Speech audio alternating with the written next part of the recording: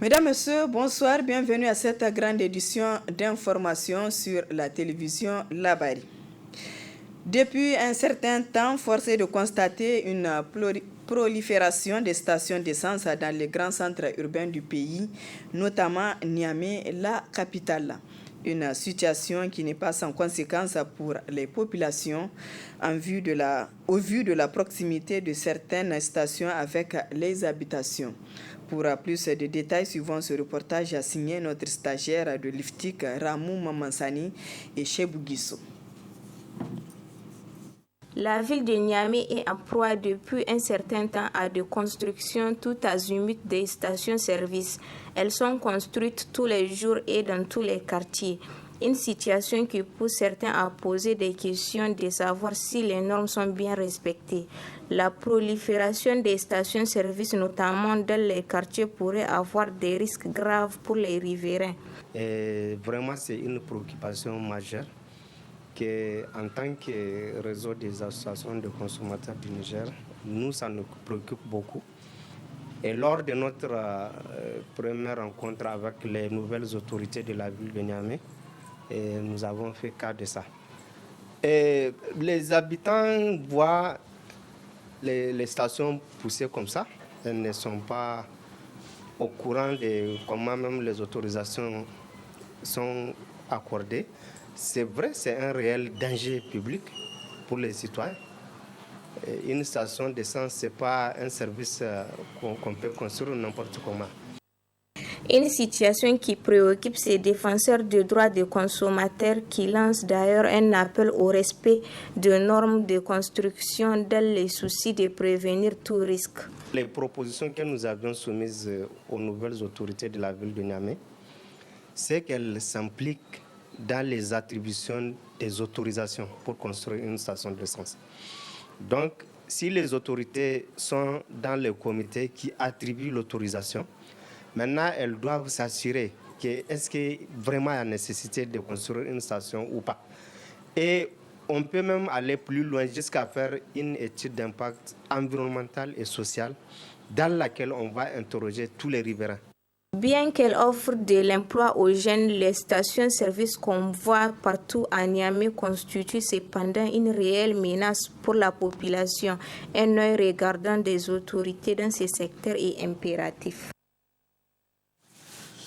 Volet reportage toujours pour évoquer un autre phénomène qui rend la vie difficile aux usagers de la route. Principalement, il s'agit de l'occupation anarchique des abords des routes. Le petit commerce exercé par certains jeunes à ces endroits est souvent source d'accidents de circulation. Le reportage est signé Fadilatou Issoufou et Chebou Guissou. Voie de communication, la route joue un rôle important dans le développement socio-économique d'un pays. Néanmoins, dans la capitale, surtout aux abords des marchés, on observe depuis quelque temps des marchandises étalées sur le bitume. L'étalage anarchique cause beaucoup d'impair aux usagers car ils sont à l'origine de beaucoup d'accidents qui malheureusement certains ont conduit à la mort. Une situation qui inquiète les usagers. Au-delà des usagers, ça met en danger également les marchands car les automobilistes peuvent perdre le contrôle du volant et les percuter. L'obstruction de la fluidité du trafic routier aux abords des marchés nous interpelle usagers, marchands, tout comme autorités. De ce fait, les responsables en charge de la ville de Niamey doivent prendre des initiatives pour éradiquer ce problème tout en trouvant des emplacements bien appropriés pour permettre à ces personnes de pratiquer convenablement leur activité génératrice de revenus pour leur survie. D'un reportage à un autre, pour cette fois-ci parler de l'allaitement maternel exclusif, une méthode très bénéfique pour le bébé mais aussi pour la mère. Le reportage est signé notre stagiaire de l'IFTIC Mboudou Bami Abakar et Sadoudoumi.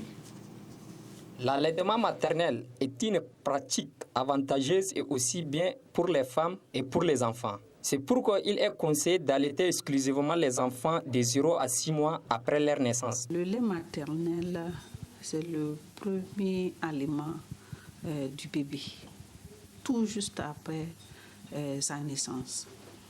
Donc, il a plusieurs avantages, et pour l'enfant et pour la mère. Pour l'enfant, du fait de sa constitution, le lait maternel, il a plus de 200 composants, dont les essentiels vous seront cités. Donc, le plus grand composant du lait maternel, c'est d'abord l'eau. Il y a des protéines qui protègent l'enfant contre certaines affections, qui fait qu'il prenne du poids, le tout juste milieu, c'est-à-dire il ne sera pas obèse ni malnutri. Composante qui protège l'enfant contre les affections. Dans la prise en charge de certaines maladies comme les affections respiratoires, on peut citer l'asthme, la bronchite, le rhume. Ces anticorps protègent l'enfant contre ces maladies. Et pour la maman, ce lait maternel également a un intérêt, a des avantages. La femme enceinte prend du poids lors de la gestation, lors du processus de sa grossesse. Donc le fait d'allaiter régulièrement son bébé fera qu'elle va perdre le surpoids qu'elle avait pris lors de cette grossesse. Cependant, le fait de ne pas appliquer l'allaitement au nouveau-né pourrait toutefois avoir des conséquences sur la santé de la mère et de l'enfant aussi. Ça aura beaucoup de mauvais impacts sur l'enfant parce que l'allaitement maternel permet une bonne croissance de l'enfant. Donc, le manque de cet allaitement-là va faire une mauvaise croissance à l'enfant jusqu'à ce que l'enfant puisse aller vers la malnutrition. Pour éviter les conséquences du non-respect de l'allaitement exclusif, les médecins ne se lassent de sensibiliser les parents. Chaque matin, vous avez vu comment les femmes sont assises ici. Donc, il y a une sensibilisation qui se fait chaque matin par rapport à cela. L'allaitement maternel exclusif est une bonne chose, estime cette jeune maman qui vient d'avoir un enfant. Du lait maternel, ça fait du bien à le bébé et c'est bon pour allaiter l'enfant. L'un dans l'autre, les avantages de l'allaitement exclusif sont plus nombreux que les conséquences. Une nouvelle coalition des syndicats dans le secteur de l'éducation au Niger, c'est la synergie d'action des syndicats de l'éducation et de la formation SASEF. Elle a pour but, entre autres objectifs, de renforcer et de matérialiser la défense des intérêts des contractuels de l'enseignement. Le compte rendu de Boubacar Ibrahim. Cette sortie médiatique marque l'agrandissement de la famille syndicale nigérienne à travers la création de la SASEF Niger regroupant au total une dizaine de syndicats, tous de l'éducation. En effet, la synergie d'action des syndicats de l'éducation et de la formation SASEF Niger se veut un cadre dynamique pour la défense des intérêts primaires des travailleurs de l'enseignement. La SASEF Niger est une alternative pour la réévaluation de la profession enseignante à travers des actions dynamiques et innovantes. Elle œuvrera sans relâche pour, d'une part, la sensibilisation, la formation des enseignantes et enseignants pour une prise de conscience effective sur la gestion de leur carrière et un engagement sans faille, et d'autre part, sur l'amélioration de leurs conditions de vie et de travail. À ce niveau, un combat permanent sera mené pour le paiement à terme échu des enseignantes et enseignants contractuels, et ce, en même temps que les fonctionnaires. L'octroi d'une grille salariale avantageuse aux enseignantes et enseignants. La fin de la contractualisation par un recrutement massif des enseignants à la fonction publique, et cela à court terme. L'augmentation substantielle de la prime décret. Le paiement régulier et de façon significative des rappels salaires et incidences financières liées aux avancements, reclassements et indemnités diverses. L'octroi d'une prime spéciale de motivation variant selon les différentes zones. Le retrait pur et simple de l'arrêté portant transfert des enseignants contractuels aux collectivités.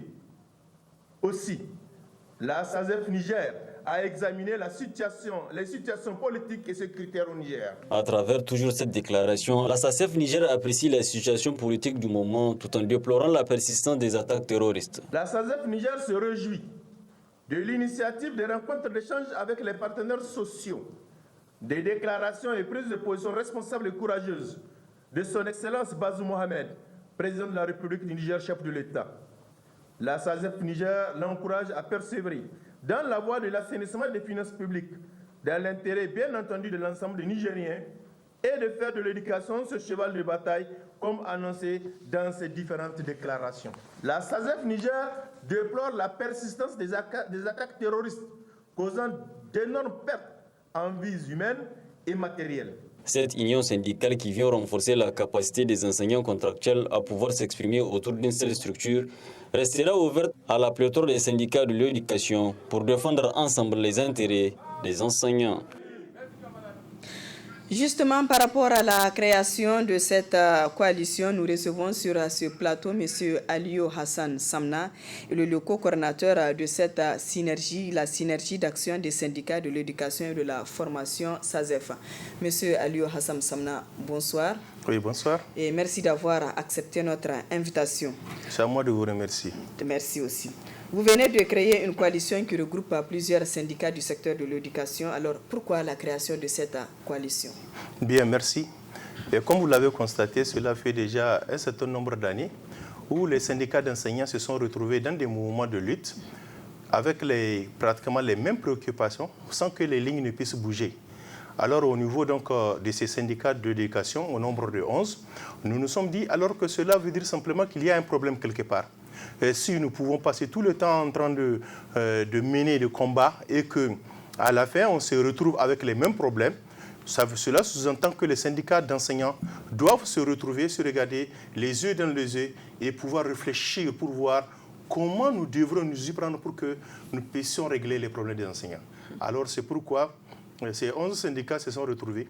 Nous avons fait l'analyse et nous avons dit qu'alors il nous faut une nouvelle stratégie, il faut vraiment une innovation dans la lutte syndicale pour que nous puissions régler les problèmes des enseignants.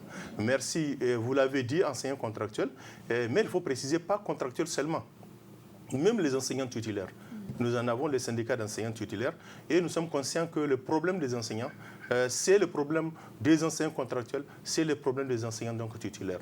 Et la SASEF, alors, se donne comme objectif cette innovation de façon à ce que le problème puisse être réglé.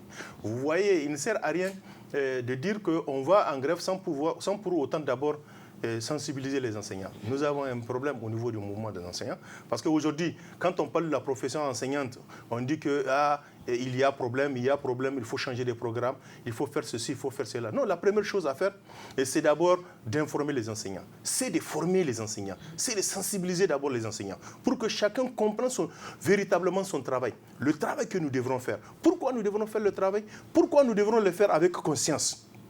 Et si tout le monde comprend cela, alors vous allez voir que la recherche de la qualité, nous pouvons y aller. Nous pouvons y aller et nous pouvons pouvoir l'atteindre. Mais nous sommes, au niveau de la SASEF Niger, nous avons dit que nous allons faire ce travail. C'est-à-dire nous allons rentrer dans toutes les régions, dans tous les départements pour rencontrer nos militants, attirer leur attention par rapport à leur devoir de travail. Mais cela ne va pas nous empêcher également de contraindre le gouvernement à régler un certain nombre de préoccupations des enseignants. Mais comment vous pouvez comprendre un système qui est géré par pratiquement 70-80% d'enseignants contractuels, que ce système-là puisse être performant. Nous sommes conscients de cela et nous disons au gouvernement, clairement et ouvertement, mais il faut mettre un terme au contrat. Si le contrat cause problème, mais pourquoi on ne peut pas se retrouver pour mettre un terme au contrat? Nous ne disons pas qu'aujourd'hui et tout de suite, il faut recruter tous les contractuels, mais nous disons qu'il faut recruter en grand nombre de façon à ce qu'en peu d'années, que le problème de contrat puisse être une histoire pour nous. Et en dehors de cela, regardez bien, pratiquement au niveau de tous les travailleurs, vous ne trouverez pas un travailleur qui a une indemnité de 5 000 francs. Au niveau des enseignants, nous avons des indemnités donc de 5 000 francs. Vous pouvez comprendre que les enseignants qui sont dans le même statut général de la fonction publique que certains corps, que nous n'ayons pas les mêmes grilles. Nous avons dit que cela n'est pas normal.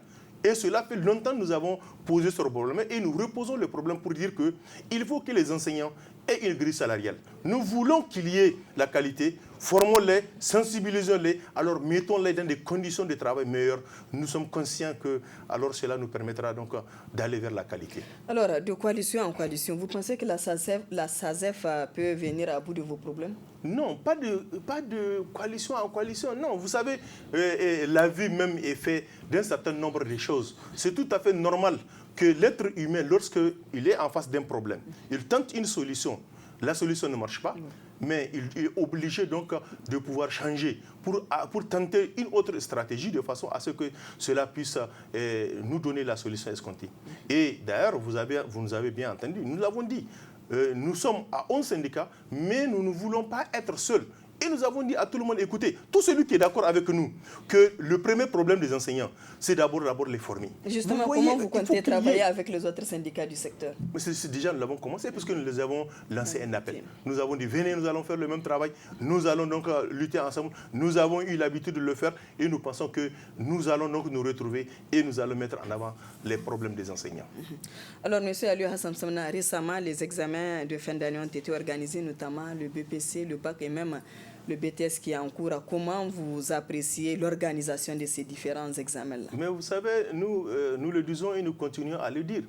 Est-ce que pour organiser des examens, nous avons besoin donc de mobiliser par exemple la Halcia? Est-ce qu'on a besoin de cela? C'est pourquoi nous avons de notre stratégie. Je parle de la stratégie de la SASEF. Nous avons dit qu'il faut d'abord amener les enseignants à prendre conscience. Il faut d'abord conscientiser les enseignants. Il faut les ramener à leurs responsabilités. On n'a pas besoin de faire les gendarmes devant l'enseignant, puisque l'enseignant est hautement responsable et suffisamment conscient pour que lui seul puisse organiser des examens sains.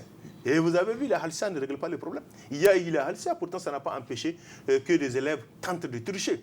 Alors que si nous, en tant qu'enseignants, nous prenons conscience, nous qui avons les élèves, nous allons les amener à comprendre qu'il ne sert à rien de voler.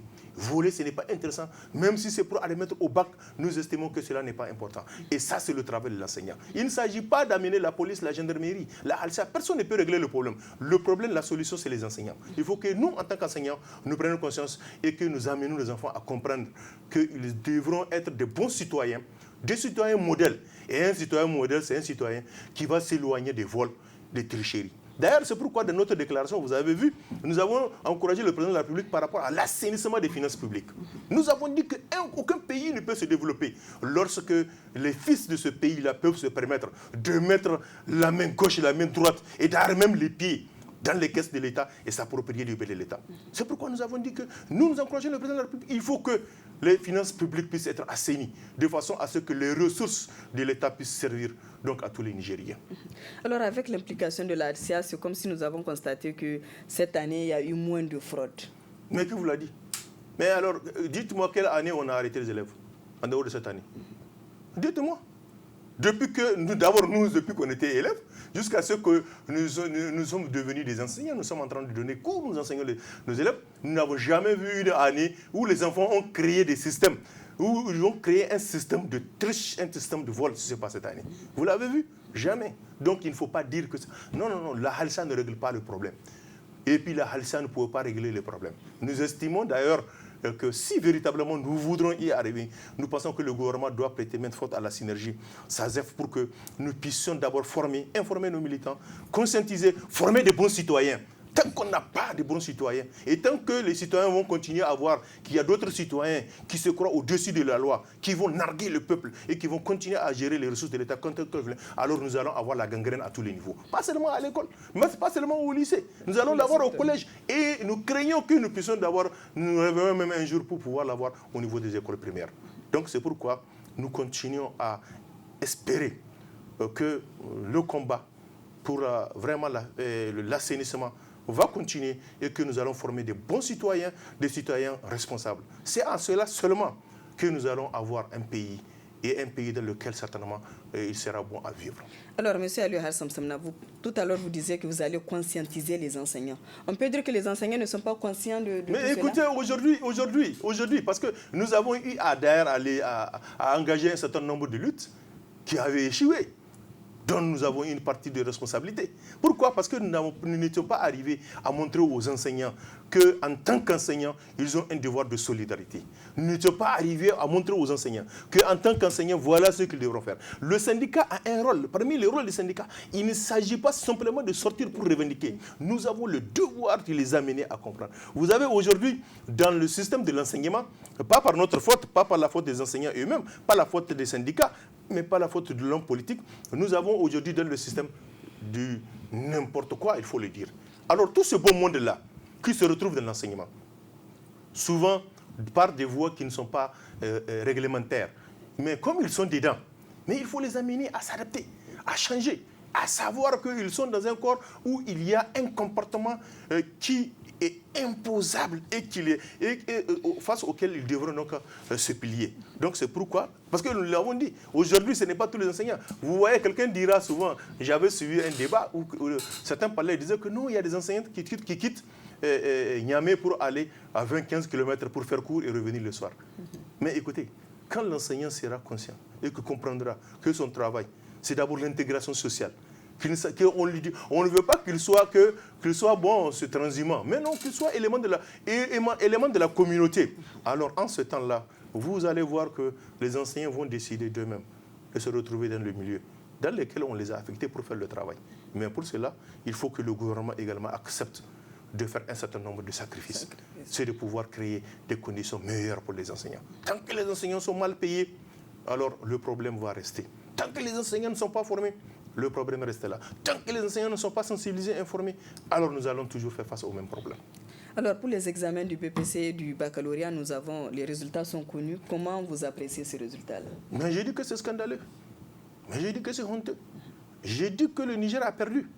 Il ne faut pas que les gens se cachent derrière le mauvais résultat pour dire que non, écoutez, on a mis la rigueur.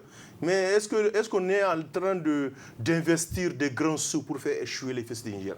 Non, ailleurs, même quand on arrive à atteindre un résultat de 80%, les gens se posent des questions. Aujourd'hui, à l'université de Niamey, vous allez voir quand un professeur arrive à organiser un examen, une session, et lorsqu'on arrive à avoir à peine 5% ou 10%, le professeur même se frotte les bras et dit qu'il a fait un bon travail. Non, c'est la méchanceté. Non, ça veut dire qu'il n'est pas performant. Ça veut dire qu'il a un problème. Il devrait être à mesure de donner un bon résultat. Donc, lorsque le système nigérien n'est pas performant, on investit des milliards et des milliards pour que ça se retrouve à un taux de 20%. Mais ça veut dire que le pays est en danger. Si nous faisons admettre 20% et nous faisons échouer 80%, mais les 80% qui échouent, certains n'ont plus la chance de retourner au lycée. D'autres, donc ça veut dire qu'ils ne peuvent pas aller à l'université, ils ne peuvent pas aller au lycée.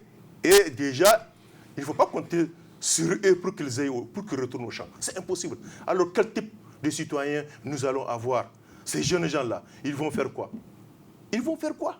Nous voulons les pousser à aller dans quelle direction? Ce n'est pas normal. Il faut que nous revoyions le système de façon à ce que quand on va organiser nos examens, que ce soit le BEPC, que ce soit le bac, que ce soit le certificat, qu'on arrive à atteindre des taux de réussite acceptables. Mais 20%, nous avons tous échoué. Tout le monde a échoué. La communauté a échoué. Et c'est un danger pour le Niger. Si ça continue dans ces conditions, nous allons avoir une jeunesse que nous ne pouvons plus contrôler. Et ça veut dire que le pays même sera vraiment menacé. C'est pour cela que nous demandons à ce que ce soit le gouvernement, que ce soit nous, syndicats d'enseignants, que chacun change d'option et qu'on ait vers. Et aussi, je vais vous dire une chose. Par exemple, récemment, le ministère avait organisé la révision de la Lausanne, la loi. Mais regardez comment vous pouvez organiser un atelier où vous devrez avoir tout le monde pour pouvoir contribuer à enrichir le document. Alors, on invite seulement un groupe syndical. Et tous les autres, là, on les met à l'écart. Alors que le Niger n'a plus besoin de ça. Il faut qu'on mette en avant les compétences. Qu'on mette en avant tout le monde de façon à ce que ce soit les compétences ceux qui sont performants qui vont participer donc aux travaux. Et nous osons espérer que d'ailleurs, le jour à venir, certainement, puisque nous sommes presque à la veille de la rentrée, que les jours à venir, il y aura des nominations et des nominations qui ne seront pas des nominations basées simplement sur des critères politiques, mais où les compétences des uns et des autres seront donc vraiment mises en avant. Alors, le président de la République, Bazoum Mohamed, a fait de l'école l'une de ses priorités. Comment pensez-vous qu'il pourrait réussir à relever ce système qui est déjà à terre? Non, il peut déjà. Déjà, nous avons apprécié d'abord ses discours. D'ailleurs, déjà lorsque un chef de l'État, un président de la République, dit que je ferai de l'éducation vraiment ma priorité, et c'est déjà très bien. Maintenant, il reste à ceux qu'il puisse responsabiliser des autorités, des ministères, des ministres, des secrétaires généraux, etc., qui vont aller dans le même sens que le président de la République. Mais si le président de la République a cette intention et que le gouvernement fait autre chose, les ministres en charge de l'éducation font autre chose, alors ça veut dire qu'il ne va pas réussir. Donc le président de la République doit veiller à ce que ses intentions puissent être concrétisées. Mais si ce n'est pas au Niger, est-ce que vous avez vu quelque part où un président de la République prend une intention comme celle-là et que, par exemple, une institution comme l'Assemblée, parce qu'on avait vu, même le président Issoufou avait à un certain moment dit qu'il va mettre 25% du budget au niveau de l'éducation. Jusqu'à la fin du mandat, on n'a jamais atteint ce taux. Alors que l'Assemblée devait aider le président de la République à aller dans ce sens. Donc également le président Bazoum, nous estimons que les députés, le gouvernement, nous syndicats, tout le monde fera ce qu'il peut faire pour que nous puissions l'aider à pouvoir atteindre cet objectif. C'est un objectif, pas pour lui, mais c'est un objectif pour tous les Nigériens. Et nous pensons que vraiment ensemble, nous pouvons relever donc, ces défis. Et nous pensons que le président de la République étant enseignant, avec tout ce qu'il a pris comme engagement, nous comptons sur lui pour pouvoir mettre en application ces engagements et que le système puisse être relevé. Et il n'y a pas d'impossible. Le système, on peut le relever. Le système n'est pas un homme. Quand il meurt, on sait que c'est un cadavre, mais le système, c'est un ensemble de choses qu'on peut redresser. Donc il suffit qu'il y ait la volonté politique. Il y a la volonté politique. Maintenant, le président de la République doit mettre les ressources. Il faut qu'il y ait les ressources. S'il n'y a pas les ressources, tant que le président de la République ne met pas les ressources, même s'il y a la volonté, on ne va pas aboutir à ça. Puisque nous, en tant que syndicat, le président dira, il fera. Nous allons applaudir pour que c'est très bien, il faut faire. Mais si, en le suivant, rien ne tombe, et qu'en tant que syndicat d'enseignants, nous ne voyons rien de concret que pour nos camarades, alors chacun va jouer pleinement son rôle. Le syndicat, c'est la défense des intérêts. Et nous pensons qu'il va nous comprendre et il va nous permettre de jouer pleinement notre rôle, puisque nous allons le bousculer, nous allons bousculer son gouvernement, nous allons bousculer l'Assemblée pour que les conditions puissent être créées afin que ce système qui est par terre puisse être relevé. C'est un défi, pas pour le président de la République, mais c'est un défi pour tous les Nigériens. C'est un défi national. Alors, M. Aliou Hassan Samna, merci beaucoup. Je rappelle que vous êtes co-coordinateur de la synergie d'action des syndicats de l'éducation et de la formation SAZEF. Merci bien d'avoir répondu à nos questions. Merci à vous. Merci vraiment à vous. Et voilà, mesdames, messieurs, ici prend fin ce journal. Merci à vous de l'avoir suivi et excellente soirée en compagnie du programme de la télévision Labari.